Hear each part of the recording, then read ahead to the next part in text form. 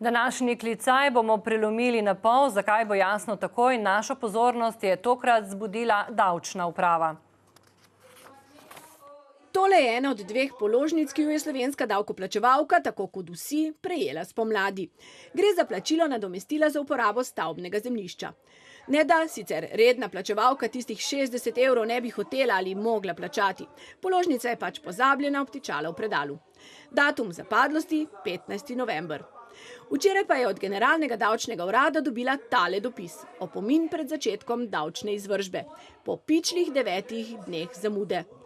Dacarjem seveda najprej čestitamo za hitrost pobiranja davkov.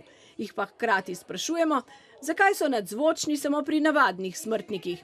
Zakaj enim po dobrem tednu rožljajo s sankcijami, velike ribe pa se dolga leta spretno izogibajo in se na koncu v glavnem izmuznejo. Koliko milijard evrov že je Sloveniji pobegnilo v davčne oaze? Tudi zaradi vaše prakse dveh hitrosti, spoštovana davkarija, se v naši državi zdaj dogaja ulica.